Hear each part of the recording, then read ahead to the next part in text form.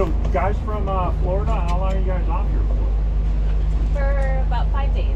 So we head back on Thursday. Are you guys staying in Sedona, or are you guys moving around a little bit?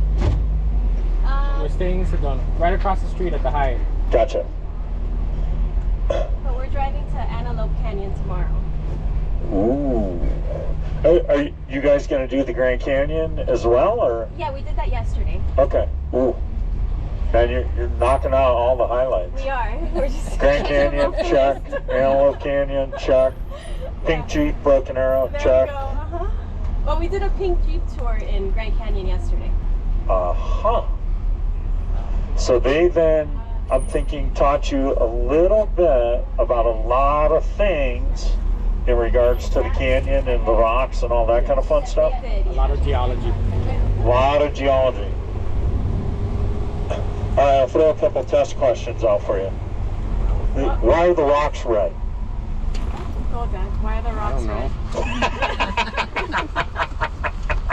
We couldn't hear the guy. Yeah, they didn't tell us that part.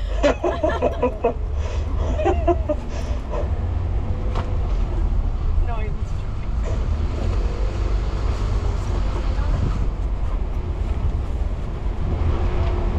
All right, so second and final housekeeping item.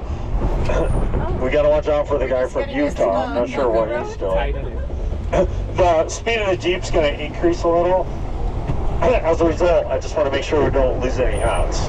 So up front, I think we're okay. Got to watch out for those guys in the back though.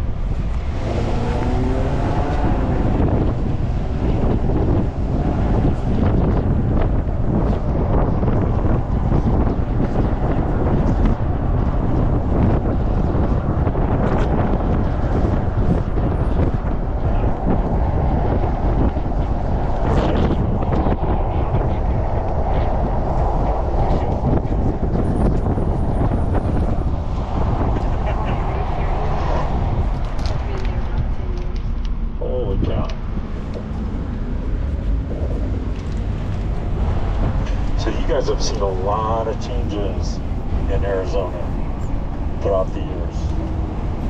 What do you think? Some good, some not so good. Alright guys, so a little bit about the town of Sedona. So the town of Sedona is actually very unique because here we are surrounded entirely by a U.S. national forest. So we're surrounded by 1.8 million acres of the Coconino National Forest. But as a result of that, the town of Sedona doesn't really have any more capability to expand because you can't build within these forested areas. So the infrastructure that you see throughout the town, most of the commercial buildings, residential dwellings, everything here is pretty much at full capacity. The crazy thing is, it's been this way for quite some time though. So one of the ways you bear that out is when you look at the statistical data regarding the population, you're going to find out the town of Sedona has been the same size for 27 years. So the magic number in Sedona is about 10,000. So as fast as someone's moving out of here, right now there's about 10 people typically lined up trying to get in here. So in other words, here we're very, very isolated, and as a result, real estate is very, very limited.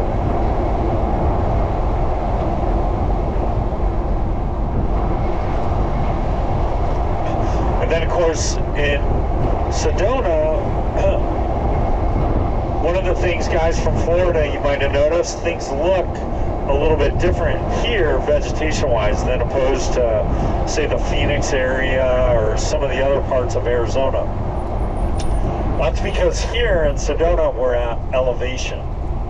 So the town where we're at right now, we're at about 4,500 feet. But when you go to the tops of a lot of the structures that surround us, most of these guys are about 6,000 feet plus above sea level. So in other words, elevation. In elevation in Arizona has a big effect on two things. Number one, the climate, and then number two, of course, kind of vegetation and fauna that surrounds us.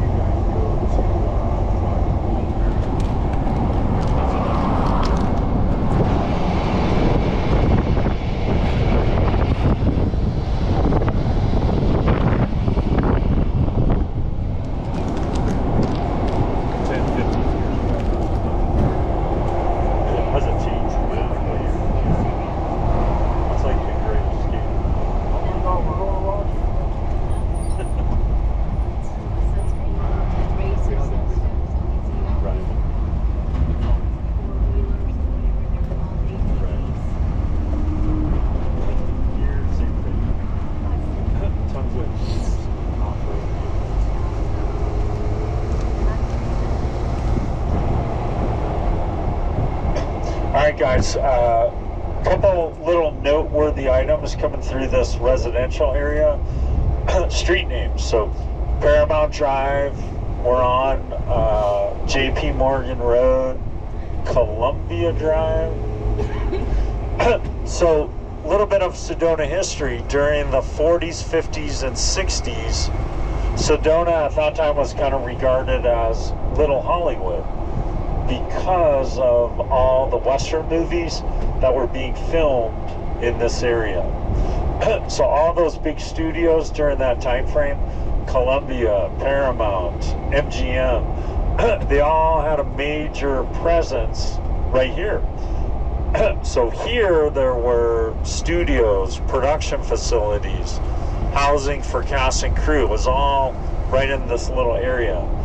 And then ultimately the Western movie genre fell out of favor with the public.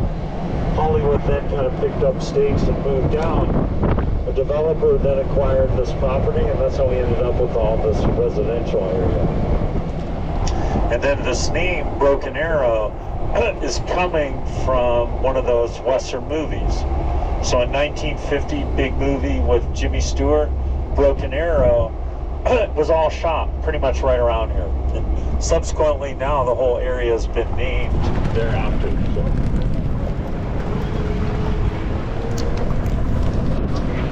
Alright guys, the road has turned to dirt. And with that, we kind of are now entering into this Coconino National Forest in the Broken Arrow Trail System. So first little obstacle we have to get over, the Forest Service puts in these bumps to try to help alleviate traffic in the area. So the logic here is if you can get up and over the bump, should be good to go. If you're a little apprehensive or perhaps not feeling it, parking lot to the left. So that being said, we're in. We're doing it.